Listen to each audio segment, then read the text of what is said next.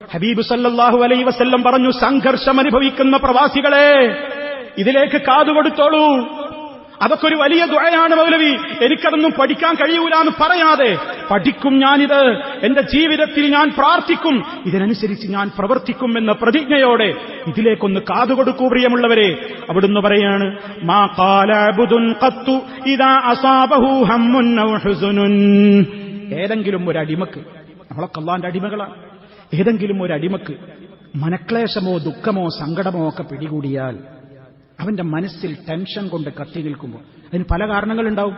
സാമ്പത്തികമാവാം, ശാരീരികമാവാം, കുടുംബപരമാവാം, ജോലിപരമാവാം, തൊഴിൽപരമാവാം, നാട്ടിലെ മറ്റു പ്രശ്നങ്ങളാവാം.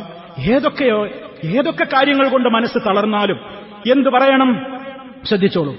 അല്ലാഹുമ്മ ഇന്നി അബ്ദുക വബ്നു അബ്ദിക വബ്നു അമതിക നാസിയതി ബിയദിക മാദിൻ ഫിയ ഹുക്മുക عدل في قضاؤك أسألك بكل اسم هو لك سميت به نفسك أو أنزلته في كتابك أو علمته أحدا من خلقك أو استأثرت به في علم الغيب عندك أن تجعل القرآن ربيع قلبي ونور صدري وجلاء حزني وذهاب همي.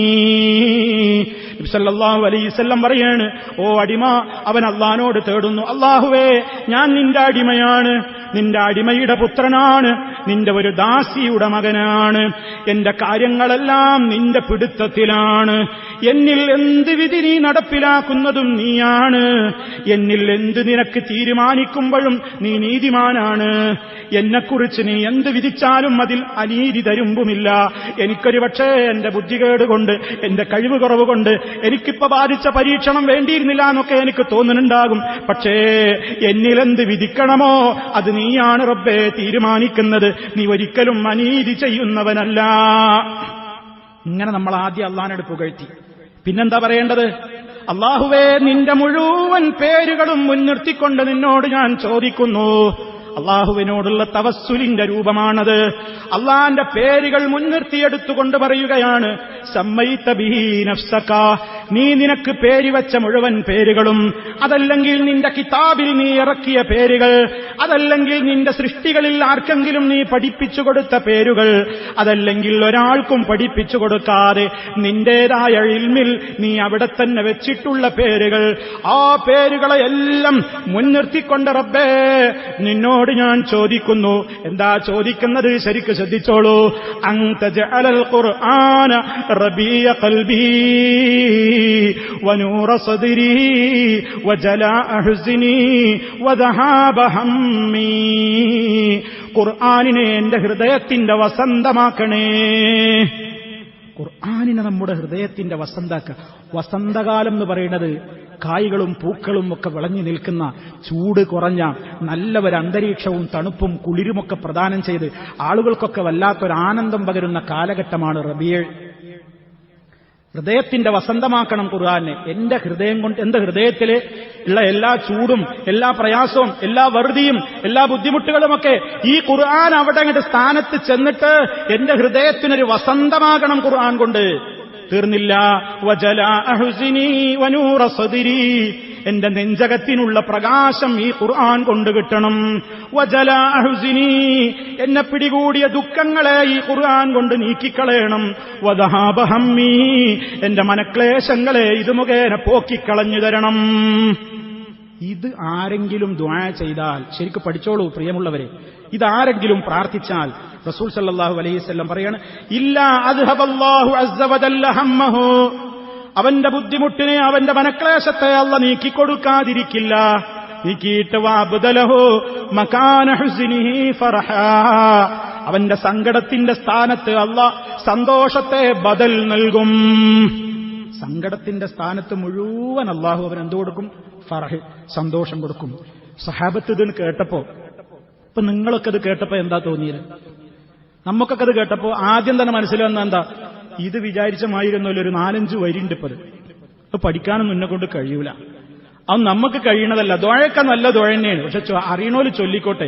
നമ്മളിപ്പോ തൽക്കാലം ഓവർ ടൈമും ഡ്യൂട്ടിയും ജോലിയും ഭക്ഷണം ഉണ്ടാക്കലും കിച്ചണും അത് കഴിക്കലും ടി വി കാണലും സിനിമ കാണലും പത്രം വായിക്കലും അലക്കലും കുളിക്കലും നാട്ടിലേക്ക് ഫോൺ ചെയ്യലും അവിടുന്ന് ഇങ്ങോട്ട് ഇമെയിൽ സ്വീകരിക്കലും അങ്ങോട്ട് വാട്സപ്പിൽ അയക്കലും ഇങ്ങനെയൊക്കെ ആയിട്ട് നമ്മളിങ്ങനെ കഴിച്ചു കൂട്ടുക. ഇതൊന്നും ഇപ്പൊ നമുക്ക് തൽക്കാലം പഠിക്കാൻ പറ്റൂല എന്ന് ചിന്തിക്കലാ നമ്മുടെയൊക്കെ മനസ്സിൽ ആദ്യം വന്നത്.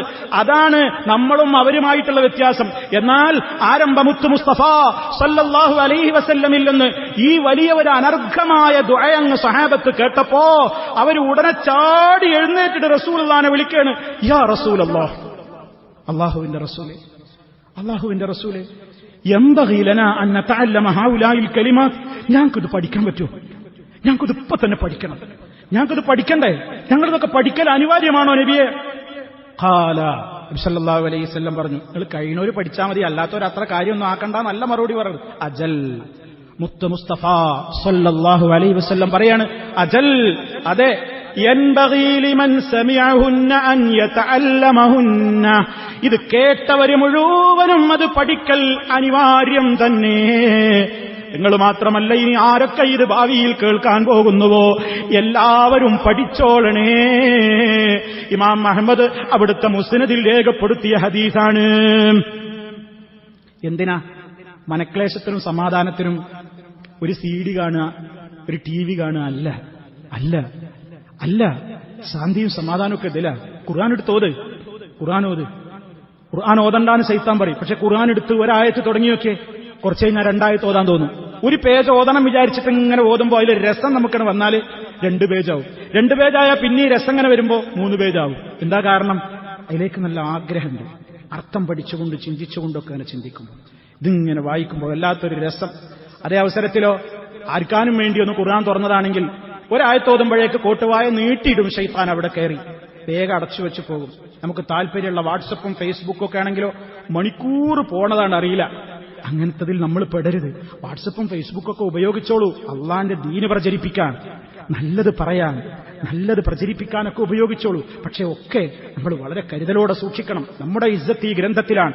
ഈ ഗ്രന്ഥത്തിന്റെ അധ്യാപനങ്ങൾ വിട്ടുകൊണ്ടുള്ളവർ കളിക്കും. കൂട്ടുനിൽക്കരുത് പ്രിയമുള്ളവരെ. ആ അർത്ഥത്തിൽ സഹോദരന്മാരെ, ഈ ഗ്രന്ഥത്തോട് അടുക്കാനുള്ള ഒരു പ്രാർത്ഥന നമ്മുടെ മനസ്സിലുണ്ടാവുക. നമ്മൾ